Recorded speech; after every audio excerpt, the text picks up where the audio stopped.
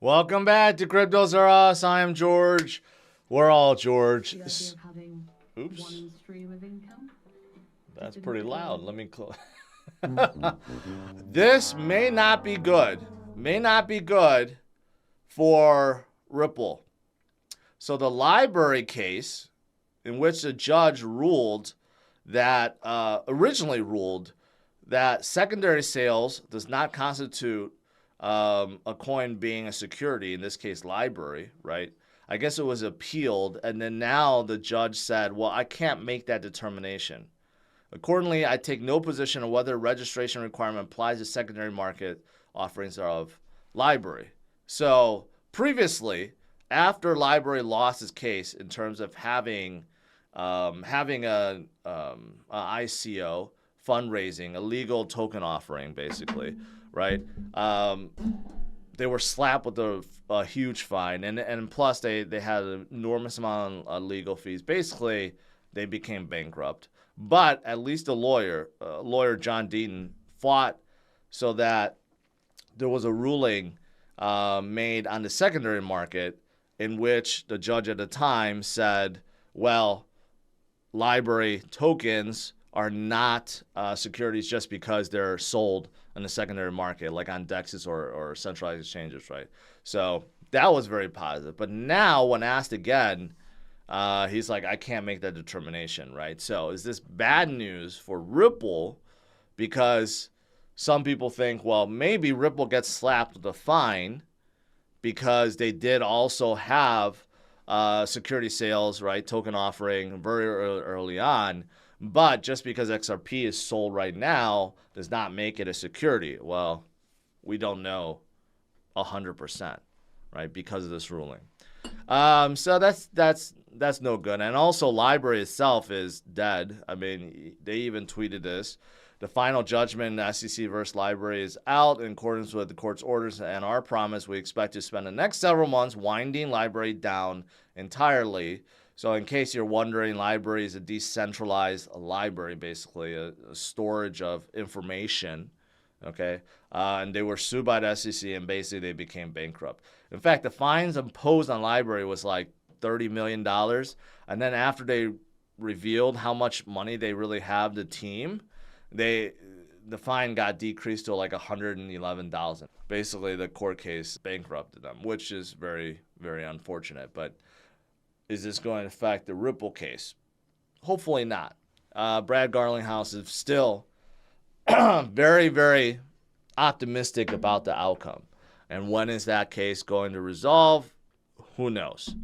This week, next week, Brad's been hyping it up, saying the last few times he was interviewed about it, he's like, yeah, it's going to come out. The judgment will come out soon. So we don't know when that is. Look at this headline. Bank of America fined $150 million for consumer abuse, including fake accounts and bogus fees. Okay, so the bank charged multiple $35 overdraft fees for same transaction, failed to properly issue rewards to credit card users, and signed up customers for credit accounts without their consent. These sound like very, very illegal things. Very illegal things. Yet, all they have to do is pay a $150 million fine and life goes on. Like nothing happens. No one is being thrown in jail. Okay? Basically, they get slapped in the wrist saying, oh, you did something wrong. You got caught. So you got to pay a little fine. I mean, think about if this was Coinbase. Imagine you replace Bank of America with Coinbase. It would not be a $150 million fine. It would be like Coinbase is halted or shut down because of, consumer abuse, right?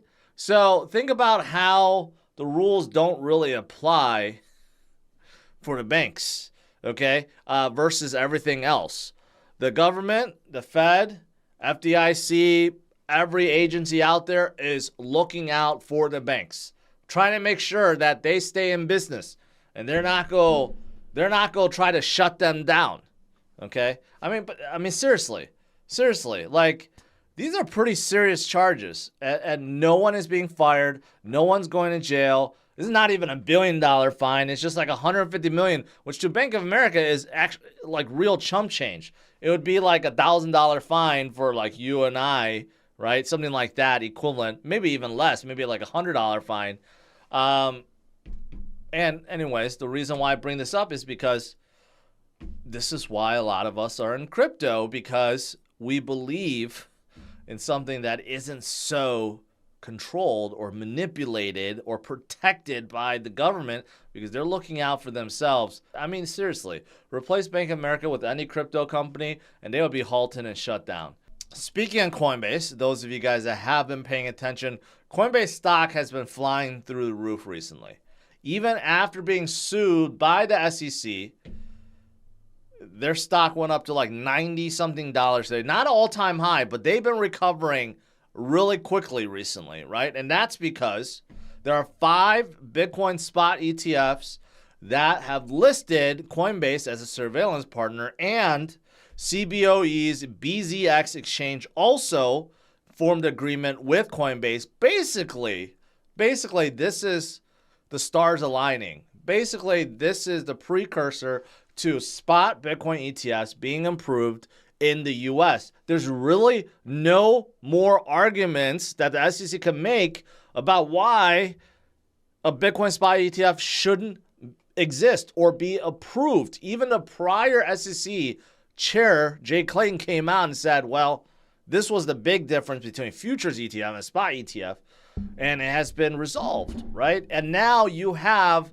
like BlackRock's and Van Eyck's and Fidelity's of the world that are all applying, okay? So I think this is going to be huge, absolutely huge, and puts Coinbase in a really good position. Think about it. Coinbase is suing SEC, and SEC is suing Coinbase. In fact, tomorrow they will go to court and there will be a pre-motion hearing about all this back and forth, right? But think about it. What ammunition does the SEC have, okay, against Coinbase when Coinbase has all the allies now? You know BlackRock is going to support Coinbase. You know Fidelity and all these other asset manager and fund managers, they're going to be supporting Coinbase. If Coinbase was not trustworthy, why would they choose them as a surveillance partner, right? So it adds the ammunition for Coinbase. Like, SEC can't really say, well, you can't trust these guys, right? Like, oh, you know, they purposely like misled, I don't know, projects or retail investors, whatever. You can't say any of that. Coinbase has done it by the book, okay? So this is good too. We want to see the SEC lose some cases. Of course, they're in a battle with Ripple. They're in a battle with Coinbase. They're in a battle with Binance, right? These are going to be tough battles to win. These projects, these companies are not going to fold like some of the smaller projects that can't fight. Coinbase certainly has the ammunition and the money and the backing to do so.